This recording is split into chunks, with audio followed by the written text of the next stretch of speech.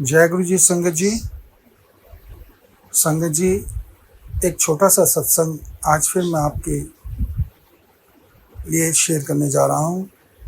संगत जी, इस सत्संग को सुनने के बाद मुझे तो इतनी संतुष्टि हुई कि महाराज ने किस प्रकार से कैसे कैसे कहाँ कहाँ की संगत को बुलाते हैं, और कभी सोचा नहीं था कि इस प्रकार से सूफी ब्रदर से रूबरू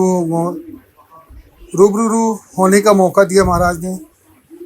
आज उनको रिक्वेस्ट कर रहे हैं कि आप हमारे घर पे आएँ और सत्संग शेयर करें। अगर उन्होंने सत्संग कोई शेयर किया तो हम आपके समक्ष उस सत्संग को ज़रूर रखेंगे। जो अभी लेटेस्ट सत्संग है गुरु जी का शुक्राना है। संडे के दिन मंदिर में मैं गया, वहाँ पे राधा स्वामी सत्संग भी चल रहा था। राधा स्वामी सत्संग के दौरान हम लोग वहाँ पहुँचे। वहाँ ऐसा नज़ारा नज़र आया कि गेट नंबर 5 के सामने साथ में ही गुरुजी दरबार है हमारा।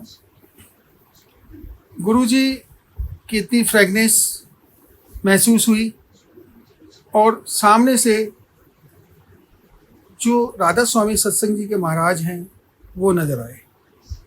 रूह इतनी तगड़ी कि महाराज के दर्शन हुए, उनका शुक्राना। उसके बाद महाराज के दर्शन करने के बाद हम आगे बढ़ते हैं, लंगर प्रसाद के लिए जाते हैं। लंगर प्रसाद भी मिलता है और लंगर प्रसाद में मिलता है हमारे को कड़ी चावल प्रसाद। अंकल जी आप लंगर प्रसाद कर लीजिए। मैं कहा ठीक है जी, आप करा दीजिए। लंगर प्रसाद खाते खाते मैंने सोचा कि आज कड़ी के अंदर मुझे क्यों ना गुरुजी 2-3 पकौड़े खिलवा दो। आप संगत जी बिलीव नहीं करेंगे, मेरे बोलने की देर थी, लंगर प्रसाद की जैसी थाली मेरे सामने आती है संगत जी, उसके अंदर 3 पकौड़े। गुरुजी कितनी जल्दी सुनते हैं। उस समय मेरे साथी कहने लगे अगर आज आप गुरुजी से कुछ और मांगते तो आपको वो भी मिलता। गुरुजी इतना प्यार करते हैं अपने सेवादारों को, अपने भक्तों को। गुरुजी अपने चरणों में जगह दे रखी है, शुक्राना है उनका। छोटा सा जो कोना उन्होंने दिया उसका भी शुक्राना है। उसी दौरान शाम के समय की बात है, एक अंकल एक आंटी जा रहे थे। अब उन्होंने मुझसे पूछा क्या बेटा आप हमें बाहर छोड़ देंगे।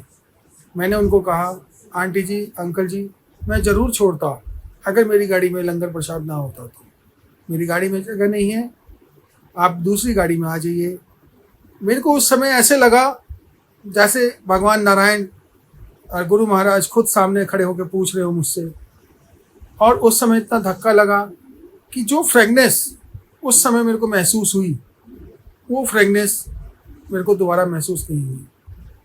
आगे मैं जाता हूँ तो एक अंकल कहते हैं कि बेटा ये पकोड़ा प्रसाद मुझे भी दे दो। मैंने कहा नहीं अंकल, ये सेवादारों जी के लिए भिजवाया है, सेवादारों के लिए। कोई बात नहीं अंकल, एक तो दे ही सकते हो आप। मैं कहा लीजिए अंकल, थोड़ी सी चाय प्रसाद भी दे दो। उस समय भी इतनी फ्रेगनेस महसूस हुई गुरुजी महाराज की। मैंने शुक्राना किया, गुरुजी बहुत बहुत शुक्राना कि आप अंगसंग हैं और ऐसी सेवा प्रदान करते रहें और हम करते रहें, आगे चलते रहें। गुरुजी ने मौका दिया मुझे जैन फॉर्म जाने का। जैन फॉर्म में कुछ सेवादार बैठे थे। मैंने उनसे बातचीत करी कि आज आप कुछ ही सेवादार अंदर बैठे हो, तो उन्होंने कहा कि आज पार्किंग अंदर कुछ समय के लिए हुई थी और अब नहीं है। हम इतने बोर हो रहे थे अंकल कि हम अब आपको एक सत्संग सुनाते हैं। तो उन्होंने भी अपना छोटा सा सत्संग शेयर किया और वो अंकल बोलने लगे कि अंकल गुरुजी की इतनी महिमा है, इतनी रहमत है हमारे ऊपर कि हमने गुरुजी को बोला कि गुरुजी हमारे को अंदर से ले तो गए, अब अंदर तक कौन छोड़ेगा। अंदर तक छोड़ने के लिए गुरुजी ने उनका भी साधन बनाया। उन्होंने बताया हमारे को गुरुजी की महिमा इस बारे में उन्होंने बताई कि हम जब भी मंदिर आते हैं गुरुजी हमको जिस तरीके से हम बोलते हैं गुरुजी उस तरीके से करा देते हैं।